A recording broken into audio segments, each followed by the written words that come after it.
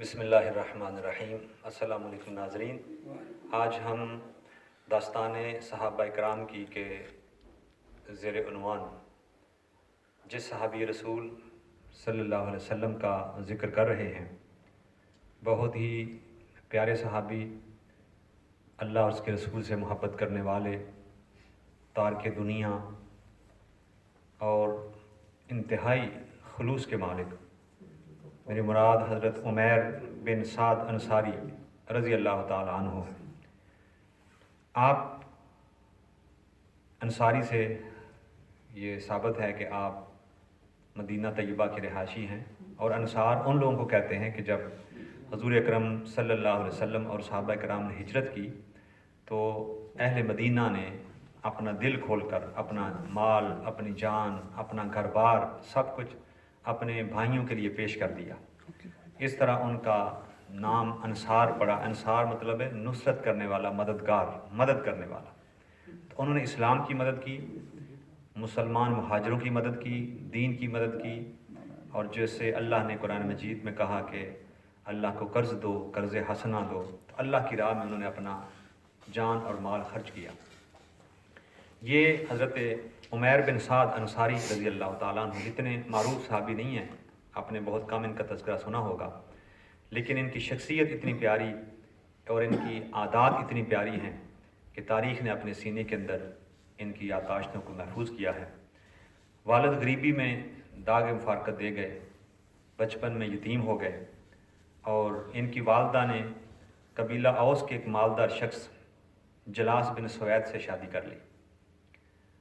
اب جب ماں نے آگے شادی کر لی تو یہ حضرت عمیر بن سعد یہ بھی ماں کے ساتھ ہی تھے۔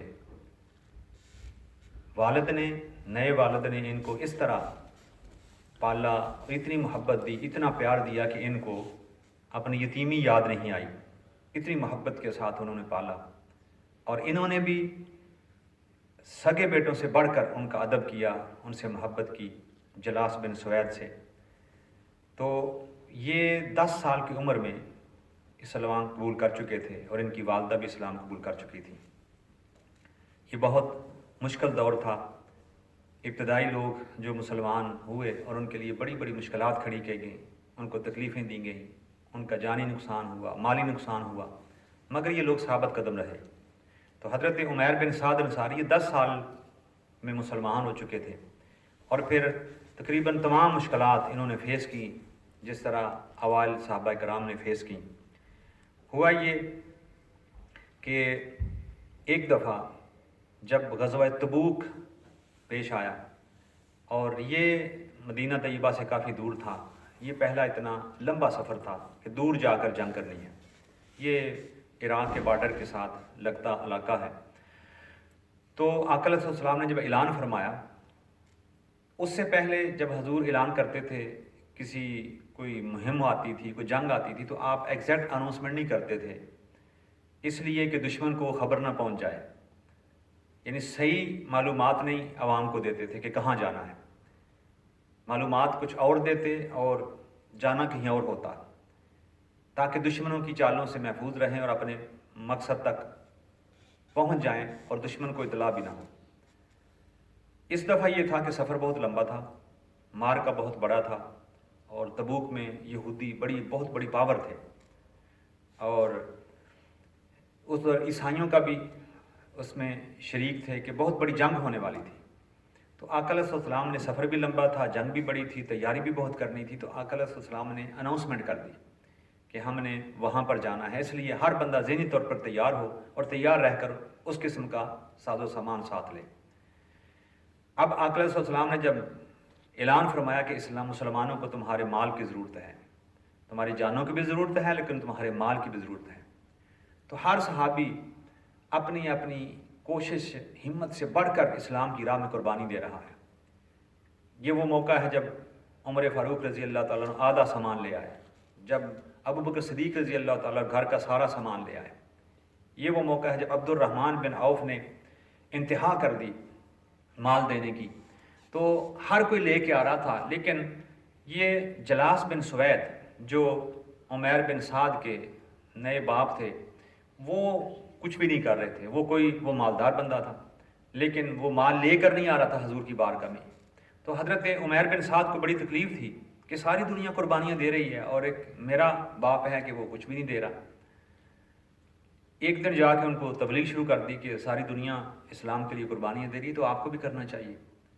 تو جلاس بن سوید نے کہا کہ اگر محمد سچے ہیں تو پھر تو ہم سارے گدھے ہوئے نا۔ یہ جملہ بولنا تھا کہ حضرت عمیر بن سعد کو آگ لگ گئی کہ جملہ کیسا بولا ہے، اس کا مطلب ہے یہ تو اندر سے مومن ہی نہیں ہے کہ اگر محمد سچے ہیں اس کا مطلب ہے حضور کو سچا نہیں مانتے اور میرا باپ ہے تو میں کیا کروں۔ اب 2 دن اسی کشمکش میں رہے کہ میں کیا کروں۔ ایک طرف میرے اوپر ان کے احسانات ہیں، بچپن سے لے کر انہوں نے پالا ہے، باپ سے بڑھ کر شفقت دی ہے، محبت دی ہے، پیار دیا ہے، مال خرچ کیا ہے، اور دوسری طرف میرا ایمان ہے، اسلام ہے۔ ہو سکتا ہے یہ اندر سے کافروں سے ملے ہوئے ہوں اور کہیں میرے اسلام کو، میرے دین کو نقصان نہ پہنچا دے، کہیں حضور اکرم صلی اللہ علیہ وسلم کو، مسلمان فوج کو نقصان نہ پہنچا دے۔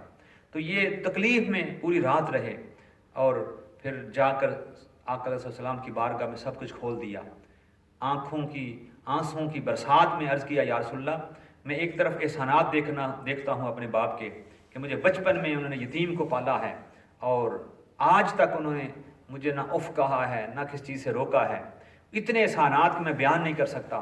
لیکن دوسری طرف میرا دین ہے، حضور آپ ہیں، اسلام ہے، اور میں 1-2 دن اسی کشمکش میں رہا ہوں کہ میں یہ حضور کو بتاؤں کہ نہ بتاؤں۔ تو آقا مجھے دین کی محبت نے مجبور کر دیا ہے کہ باپ ہوگا تو اپنی جگہ ہوگا، لیکن میں اسلام کو نقصان پہنچاتا ہوا نہیں دیکھ سکتا۔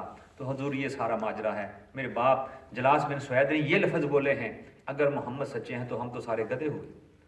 آقا علیہ السلام کو اس پر جلا آیا اور فرمایا کہ ابھی بلاؤ جلاس بن سوید کو۔ صحابہ کرام دوڑے اور جا کر ان کو بلا کے لے کے آئے۔ اب وہ اپنے ساتھ کچھ اور لوگوں کو بھی لے آئے، ان کی فیملی کے لوگ بھی، قبیلے کے لوگ بھی تھے۔ اب جب حضور نے ماجرا سامنے رکھا اور سامنے عمیر بن سعد بیٹھے ہوئے ہیں اور حضور نے فرمایا کہ یہ بات تو نے کی ہے، تو وہ جلاس بن سوید صاف مکر گیا کہ میں نے تو کوئی بات نہیں کی۔ اب حضور صلی اللہ علیہ وسلم اور سامنے نوجوان لڑکا ہے، انہی کا بیٹا ہے، اور وہ کہہ رہا ہے کہ یا رسول اللہ انہوں نے کی ہے، مجھے بڑی تکلیف ہوئی ہے، اور وہ کہہ رہا ہے کہ میں نے نہیں کی، اور جو قبیلے کے لوگ ساتھ آئے تھے وہ تانے دے رہے ہیں، تجھ سانپ کو پالا، تو چھوٹے سے کو لے کر پالا، تو نے یہ بدلہ دیا ہے باپ کو، تو ہے ہی ایسا، تو ہے ہی ایسا۔ بس یہ نوجوان تھے، اب بزرگوں کے ساتھ ٹکر بھی نہیں لے سکتے تھے، لیکن آنکھوں میں آنسو تھے، چہرے پر جلال تھا۔ اب میں کیا کروں، کیسے اپنے باپ کو، جو وہ کہہ رہا ہے کہ میں نے نہیں کہا اور میں کہہ رہا ہوں کہا ہے، تو میں کیسے، میں نے اپنے کانوں سے سنا ہے، میں کیسے انکار کر دوں۔ ابھی یہ تکلیف دہ مرحلے میں گزر رہے تھے کہ اللہ کی بارگاہ میں آنکھوں میں آنسو ہیں حضرت عمیر بن سعد کی، اور آنکھوں میں آنسو لے کر اللہ سے کہتے ہیں یا اللہ میں نے تو اپنے کانوں سے سنا ہے اور تو جانتا ہے اس نے یہ بات کہی ہے، تو خدایا اپنے نبی کی طرف کو حکم جاری فرما دے، میری کلیئرنس جاری فرما دے، یا اللہ میری مدد فرما۔ عمیر بن سعد نے اللہ کی بارگاہ میں التجا کی، ادھر آقا علیہ السلام پر کیفیت وحی طاری ہو گئی۔ صحابہ کرام بڑے اٹینٹو ہو کر، اور وہ جلاس بن سوید بھی پریشان ہو گیا، اب تو اللہ تعالیٰ سب کچھ بتا دے گا، تو وحی نازل ہوئی، اور یہ سورہ توبہ کی آیت نمبر 74 قرآن مجید میں یہ نازل ہوئی۔ اعوذ باللہ من الشیطان الرجیم، یحلفون باللہ ما قالوا وَلَقَدْ قَالُوا كَلْمَةَ الْكُفْرِ، یہ قسمیں اٹھا رہا ہے کہ اس نے کوئی ایسی بات نہیں کی، اللہ بتا رہا ہے کہ اس نے کفر کا کلمہ بولا ہے۔ وَكَفَرُوا بَعْدَ إِسْلَامِهِمْ، اور انہوں نے اسلام لانے کے بعد کفر کیا ہے۔ وَهَمُّوا بِمَا لَمْ يَنَالُوا مَا نَقَمُوا إِلَّا أَنْ أَغْنَاهُمُ اللَّهُ وَرَسُولُهُ، ان کو اسلام کے اندر کوئی بری شے نظر نہیں آئی، کچھ نہیں پا سکے، بس ان کو یہ تکلیف ہوئی ہے کہ اللہ اور اس کے رسول نے اپنے فضل سے ان کو غنی کر دیا ہے۔ فَإِنْ يَتُوبُوا يَكُ خَيْرٌ لَهُمْ، اور اگر یہ توبہ کر لیں تو ان کے لیے بہتر ہے۔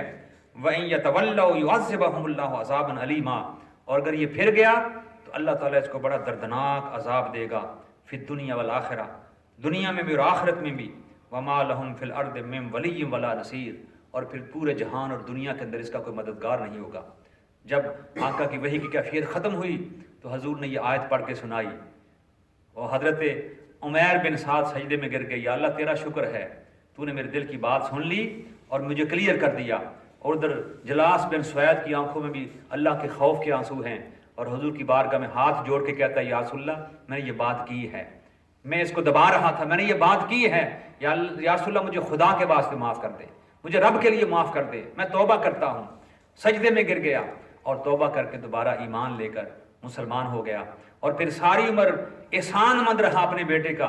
کہتے ہیں کہ عمیر بن سعد نے میرے ایمان کو بچا لیا، ورنہ میں تو برباد ہو چکا تھا، میرا تو ایمان تباہ ہو چکا تھا۔ تو یہ وہ عمیر بن سعد ہے کہ بچپن میں ایمان کا یہ حال ہے، ابھی 8 9 10 سال کے ہیں جب ایمان کا یہ حال ہے، آپ اندازہ کریں پھر ان کی بڑھاپے کا حال کیا ہوگا۔ حضرت عمر فاروق رضی اللہ تعالیٰ عنہ لیٹر لکھا اور یہ کہا حضرت سعد بن ابی وقاص کو کہ عمیر بن سعد کو فوراً اپنی فوج سے نکالو۔ یہ شام کے محاذوں پہ کمانڈر تھے، لڑ رہے تھے، فوج کی سپہ سالاری کر رہے تھے۔ حضرت عمر فاروق نے خط لکھا کہ حمص کے اندر گورنر کی اسامی خالی ہے اور مجھے مناسب بندہ نہیں مل رہا، اے سعد بن ابی وقاص عمیر بن سعد کو فوراً فوج سے نکالو اور اس کو حمص کی گورنری پر بھیجو۔ لیٹر گیا اور عمیر بن سعد کو حکم ہوا کہ آپ چلے جاؤ، عمر فاروق کا خط آیا ہے۔ یہ پہنچ گئے حمص کی گورنری پر، لوگوں کو بلا کر خطاب کیا اور فرمایا کہ میں تمہارا سردار بن کر نہیں آیا، میں تمہارا نوکر بن کر آیا ہوں، اور میں انصاف کروں گا، میں کمزور کے ساتھ ہوں اور طاقتور میرے سامنے کچھ بھی نہیں ہے، میں اللہ کے ڈرنے والا بندہ ہوں، اس لیے میں اگر غلطی کروں تو آپ مجھے سیدھا کریں گے، ویسے میں کوشش کروں گا کہ میں سیدھا رہوں۔ انہوں نے 1 سال وہاں پر گورنری کی، لیکن کوئی مال غنیمت نہیں بھیجا، کوئی موصولات مرکز نہیں بھیجے۔ آخرت عمر فاروق بڑا چیک اینڈ بیلنس رکھتے تھے اپنے گورنروں کے اوپر۔ آپ کو فکر ہوئی، آپ نے ایک بندے کو بھیجا اور جا کر دیکھو کہ عمیر بن سعد کیسے رہ رہا ہے، اس کی زندگی کیسی ہے۔ جب عمر فاروق نے بھیجا تو دیکھا کہ عمیر بن سعد کا تو کوئی حال ہی نہیں ہے، وہ تو کمزور ہوا پڑا ہے، اور ان کے گھر بھی گئے تو گھر میں کوئی شے نہیں مل رہی۔